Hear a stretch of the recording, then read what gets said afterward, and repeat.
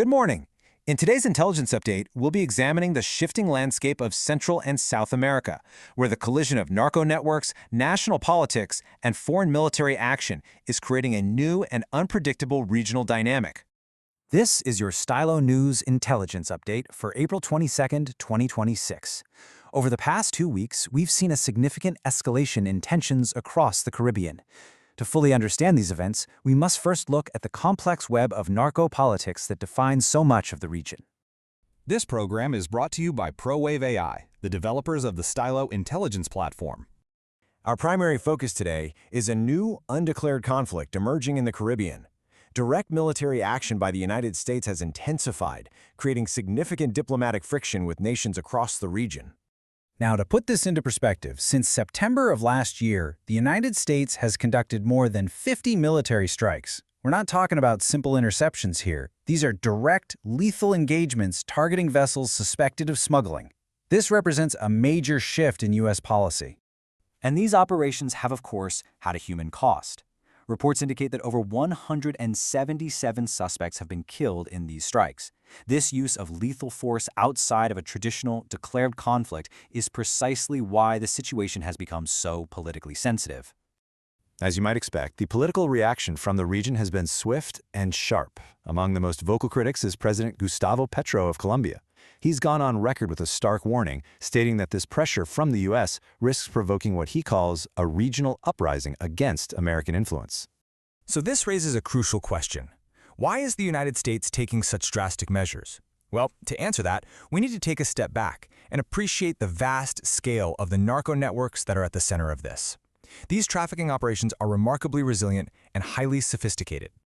These maps here really illustrate the scope of the challenge. You can clearly see the primary production zones deep inside South America. From there, you can trace the transit routes as they move north through Central America before branching out across the Caribbean. It's an immense and deeply established logistical network.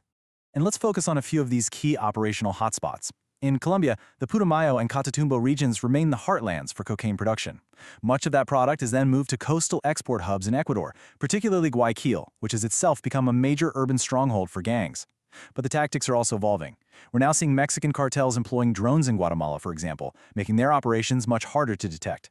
And of course, nations like Costa Rica and Panama serve as critical transit zones, filled with clandestine airstrips for logistical support. Now, it's important to understand that there is no single unified view of these U.S. strikes within the region.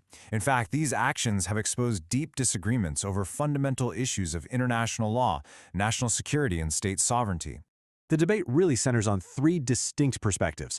First, the U.S. administration frames these strikes as a matter of self-defense, arguing that the cartels have been designated as foreign terrorist organizations. In direct opposition, you have regional leaders like President Petro, who view the policy as a coercive measure that threatens regional stability. And then there's a third group, international legal experts, who are questioning the very legality of these strikes, with some describing them as extrajudicial killings. The core of this disagreement is a fundamental legal divide. The United States has built its justification on the controversial designation of fentanyl as a weapon of mass destruction, which it argues permits military action.